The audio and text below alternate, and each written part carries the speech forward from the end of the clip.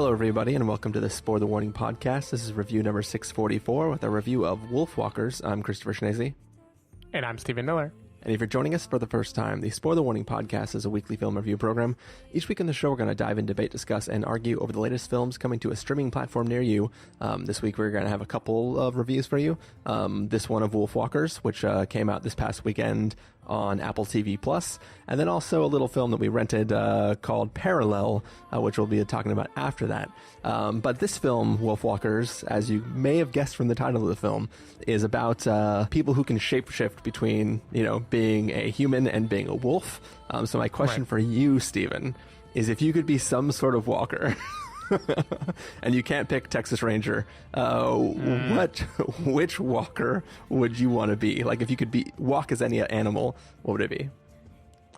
Interesting. I mean, offhand, and I don't know if this is just inspired by warging, as Game of Thrones has made me think to do, and this movie definitely made me think of again, but I feel like a flying creature would be the move, right? Like, that definitely gives you the freedom that you couldn't get with any other animal. Yeah. Now, I don't think I know enough about flying creatures to pick one. Like, I guess I should say like a hawk, maybe. That would be pretty powerful, could move fast. I'm not really at risk of being preyed on by other creatures, and get a bird's eye view of the world. I feel like that would be the move.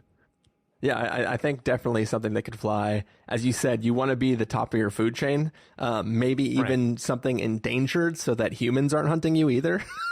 Oh yeah, that's a good idea. Probably some falcons are endangered. Yeah, I just think it would be rad to be able to turn into a bird, that or some creature that could swim. I think that would be cool too. Just because I feel like, what is swimming but the flying of the ocean? That poetic, beautiful. Now, do you think there would be a lot of variety to see underwater though? I mean, the vistas that you're saying are definitely not as good as if you're flying in the air, but that movement is kind of unmatchable, right? That ability to dart and flow so smoothly through the water. Also got to watch out for predators that you probably can't see coming. But I think, can we invent new animals to be? Because I think the equivalent of an amphibian, but it switches between flying and being underwater, would be the ideal, right? That would just be the holy grail of walking. And ironically, it's a creature that does not walk. Nice. Like a flying snake that can also swim. Yeah, exactly. I think that would be. Or just and that's not really an amphibian, but you know what I mean. There are definitely, I feel like there are birds that at least dive underwater briefly, and there are definitely fish that can jump. So we're getting close. Maybe a dragon. So dragon the move. You want to be a penguin that can actually fly. Exactly, yeah. I want to be a flightful penguin. Yeah. I think I'm on board with that. I could go with flightful penguin. Yeah. Yeah, at least for... And no one would kill you because you're adorable. Naturally. All right, well, speaking of adorable, Stephen, what do you say we get into a review of Wolfwalkers? Let's do it. We're going to take a listen to the trailer for Wolfwalkers, and then we're going to come back and give you a review.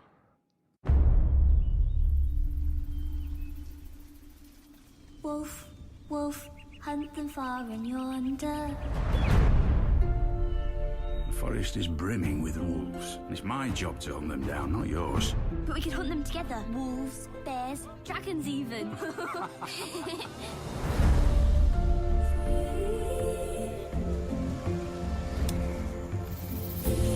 She's one of them Wolfwalkers. Wolfwalkers? The ones that can talk to wolves with some wild magic. You can come out now. We can smell ya, you stink. You're a wolfwalker. You're a wolf when you sleep. What? A girl when you're awake. Robin, something's happened to me. Yeah, I can see that. It's flippin' great. You're a wolf now. Be a wolf. The woods are getting smaller every day. These wolves, they're just beasts. Tonight we put an end to this. I'm promised your mother I'd keep you safe. I have to help her.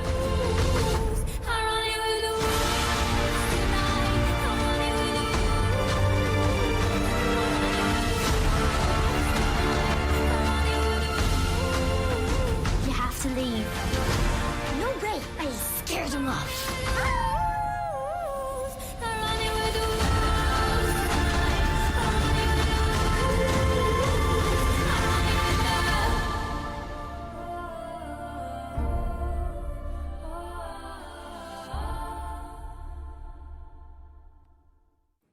All right, so Wolfwalkers is the story of a young, like, wannabe hunter and her father, who is an actual hunter, who has been tasked with trying to drive the wolves out of this village that is next to this outpost that they have, where the English have, like, basically gone into Ireland. And essentially, everybody's trying to get rid of the wolves because they're scary, but this young girl meets one of the wolves and finds out that she is actually a wolfwalker. And through a chance set of events, she ends up gaining the ability to wolfwalk herself. And it's sort of the story of her trying to join the sides of the wolves and try to stop the villagers from destroying the forest. Stephen Miller, what did you think of Wolfwalkers? So I'm going to quote from my very brief Letterboxd review of this yesterday, which is to say I think this is a 3-star story with 5-star visuals. And what I mean by that is that if I just look at this film in terms of plot, you know, how much did it grip me? How much did I feel invested in the characters? It was good. You know, it was cute. It felt like a kind of traditional kids movie with I shouldn't say traditional kids movie. It has like more bite to it than your average kids movie, but the way the plot moves is very much a How to Train Your Dragon, you know, a kid discovers things about the world that regular people didn't realize, and now it's up to them to rectify the wrong. And it felt a little done before, you know, like nothing really pulled me in there. Done before, of course, with Game of Thrones. Yeah, but done a lot. I mean, if you look at, like, I don't know, Avatar, Fern Gully, Pocahontas, exactly, yeah. Dances with Wolves. Yeah, they all follow the same thing. And speaking of wolves, like, it's hard not to think of Game of Thrones with, you know, Sean Bean being here again as the warrior father who knows a lot about wolves, and the daughter who isn't supposed to want to be a hunter but is anyway. You know, like, of course there is ground being tread here that has been tread before. But these visuals of the movie, like the animation, the design of it, the concept of the art is all just like brilliant. Like it is fantastic looking, like amazing looking. And of course that is why the movie exists. Like, I don't think it's a stretch to say that this movie is a showcase for animation with a story that has to be good enough to keep it interesting, but that is about it. And it looks good. Like, it took a little bit for the animation to click for me in this movie, because at first it's just, you know, the girl in her little town. It feels very Beauty and the Beast or something. And I was like, okay, everyone was telling me this movie is great. And it seems nice, you know, but I'm not really getting what all the fuss is about.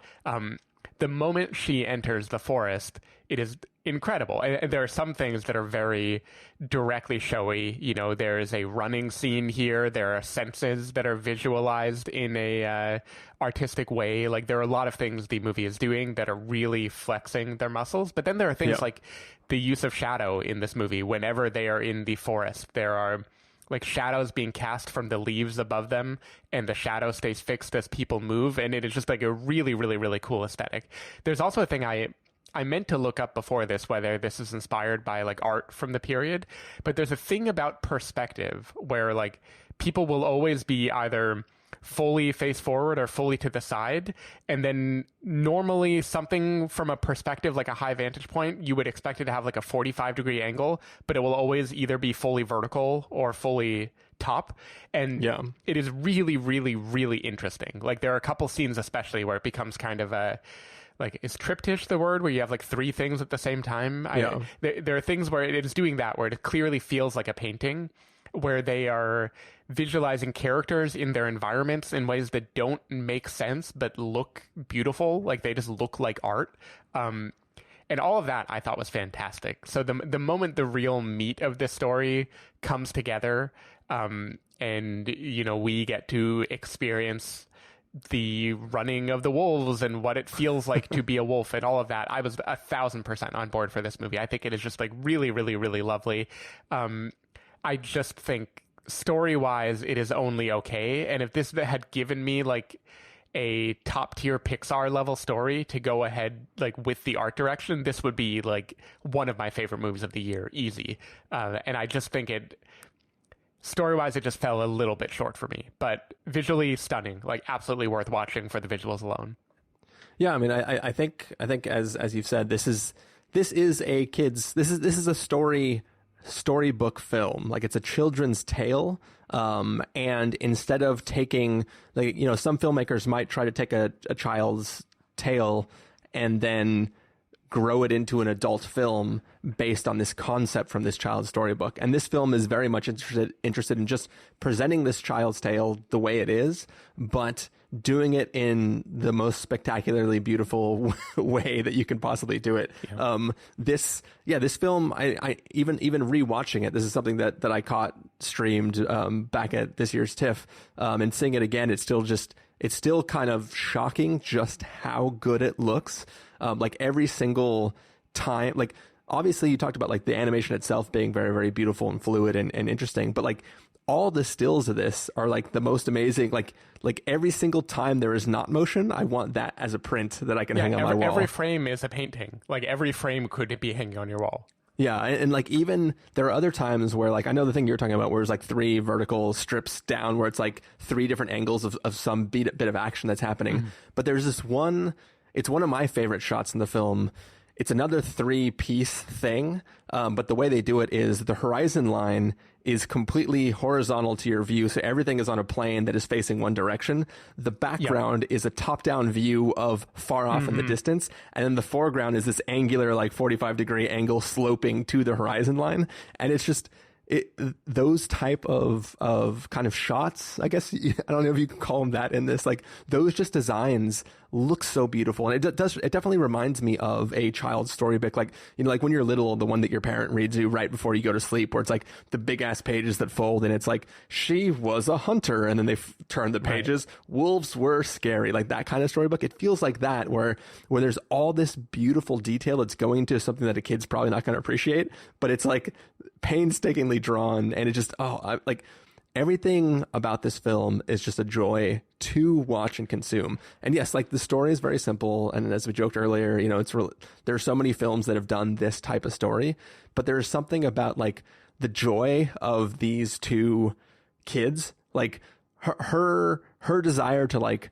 stalk her dad at the beginning of this when he's going out into the forest, and like the little journey she goes on, and when she plays with her little Merlin's the name.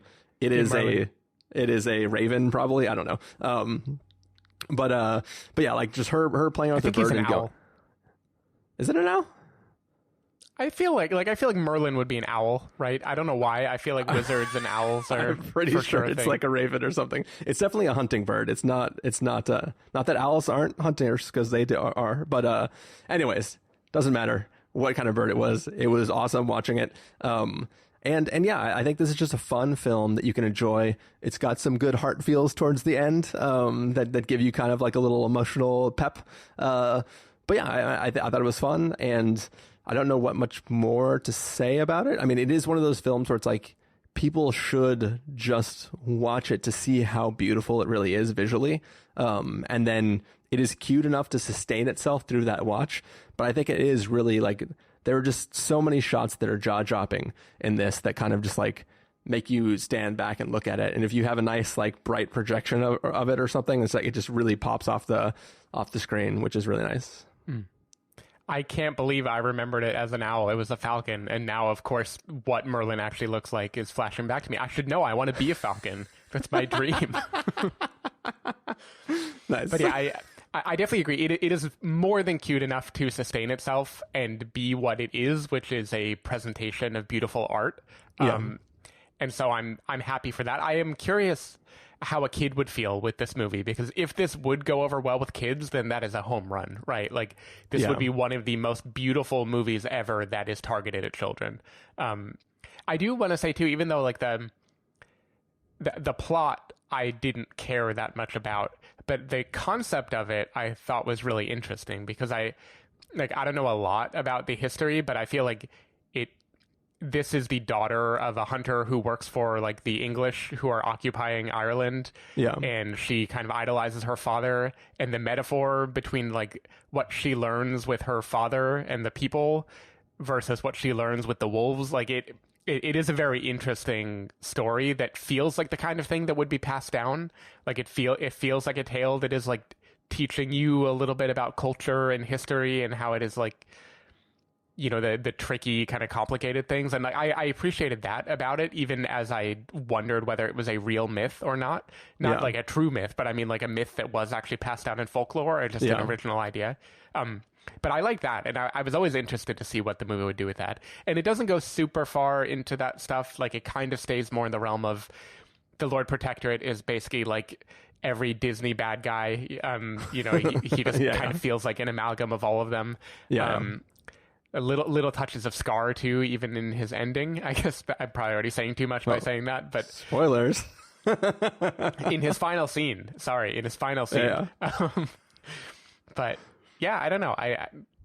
It was just very, very cool. One criticism I would have of the way it's paced is the relationship between the girl and her father is definitely like part of the heart of this movie when it's written down, like on the paper it is. And the way this movie starts and ends, like it could end in a really, really good place. And it does, but it doesn't give time to that relationship. Like I feel like the movie it hurries its ending when there could have been a lot of cuteness if they gave it another like 5 minutes at the end or something to kind of wrap up everything. So yeah, just a little note. Yeah, that is true. And I think too, like going back a little bit to what you were saying about like the story of what this myth could be, like sort of a side tangent of that is kind of, you mentioned that some of the heart comes from like the father and the daughter. And when we talk about this being a kid film, the one thing it doesn't really do that kids won't understand is this idea of like the oppressive father who is trying to protect her. And that is the thing. Like there's this deep thing there of him not wanting to go along with what he has to do to be part of this like little village or town or castle or whatever the hell it is. And him trying to keep her out of danger, but she feels like he's just holding her back and trying to not listen to her. And he just doesn't want her to like end up in the stocks or anything like that. Right. Mm-hmm. Like he's trying to protect her by preventing her from being able to talk and be an adult. And she just wants to kind of like go out and like, hey, like I know this thing, just listen to me. And he's just like seeing what is happening to the other villagers in the town and like trying to make sure she doesn't fall victim to that. And I think that like there is some sort of story there about like the things you do to your children to protect them from things that they don't understand, that this film like isn't trying to message to little children, and it's probably going to go way over their head. But yeah, just interesting. Right. It definitely feels like a lot of these kids movies. It feels like maybe a meditation on parenthood from the creators of it. And how, like, you know, like you said, like you try to protect them, and in the process you might be doing harm in other ways, and the difficulty of striking the balance, right? Going back a little bit to the design of the movie. So again, I think like the broader design, especially the landscapes, are the most stunning. Like the first time I really noticed the perspective thing they were doing, and I'm still not positive that I'm interpreting this right, is the girls are watching, like from a distance, they're looking out at the city and the castle, and it looks like you're looking at the castle from above, right? Like they're standing right in front of it, and you're getting a top-down view. And I stared at that for a while, like, why is this so amazing looking? It's basically because of that totally not possible view that can only happen from hand-drawn animation. Well, counterpoint is we were joking before this episode started about the film Inception with regards to the title of a film that we are be talking about after this one, but it does look like that city is just bent up, like Ariadne is just fucking around with like the dream that she's in, and she's just pulling it up to make it perpendicular to the ground, and it does look just so cool. Yeah. I also really like the design of the warging, let's say, that goes on in this movie, and the visual way they showed that is happening or about to happen. I think that's really cool. They kind of play with certain colors over and over again in a very like consistent way that says a lot with very little when it just like shows up briefly in a scene. And even the character design, like, you know, it's all kind of cute and kind of done before, you know, like Maeve felt a lot like the lead in Brave to me when I first saw her. But there are little things like Maeve has a circular chip in her ear that is like perfectly parallel with the earrings that she has on, and other things about the wolf like lair that just, again, it felt like a, not just a kid's storybook, but like the kind of thing that you would unearth from hundreds of years ago and be like, this was art that they used to tell the story of the Wolfwalkers. And I just thought that was really cool. And there's things that they do too, where the shape of the characters is not a hard and fast rule that the film dictates. It's like, depending on the image or the feeling they want to convey at a moment, characters become more round or more thin, and kind of like there are scenes with Maeve and her mother in the cave where like they become these really, really wide, round objects that are like these large stones almost. And there's something really, really interesting about just like the way it changes from scene to scene and plays with what it's presenting, or the way the wolves change shape and stuff like that. So it's just, continually like awed by the different moments of the film and the way it presents information. Yeah, absolutely. Cool. Well, any last thoughts about this film, Stephen? I think the child actors are very cute in this movie. Like an early scene that kind of caught my attention is the girl, I really should remember her name, Robin. Robin is talking to a hat because her dad isn't around. And so she's doing the impression of her father in the hat. And it is the most adorable, like, 2 minutes of the year. I feel like it is just so cute. Or like the shot where she's like trying to pull the arrow out of the wall, and her dad comes home and she's like, there's just so many great little like silly jokes in this film. But yeah, good times. I think, Stephen, this is a simple review that we're praising this film a lot for the way it looks, but it's time to let people know our actual official verdicts for this. So if you were going to give this a must-see, recommend with a caveat, wait for rental, pass with a caveat, or a must-avoid, what would you give it? This is one of those times where our categorization dictates I give it a rating that if I were converting to like a star system wouldn't sound as good. Like, I have to say recommend with a caveat for this, because caveat is I don't think the story is as good as the visuals are. Like, I think if this were conventionally animated, it wouldn't be anywhere near blowing me away, right? But I think the visuals are so good, you should ignore that and like love this movie anyway. So giving it a recommend with a caveat, but it is a high recommend with a caveat. I'm going to give it a must-see.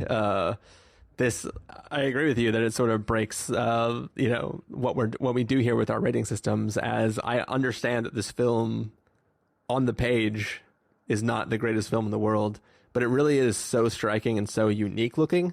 Like, maybe there are plenty of films that have this style and this look to it that I just haven't seen, but to me, it's kind of just shocking how beautiful it really looks. Like the color palette, just the design of everything. Even like rewatching the trailer as we did moments ago, right before the review section of the episode, it still just looks so beautiful.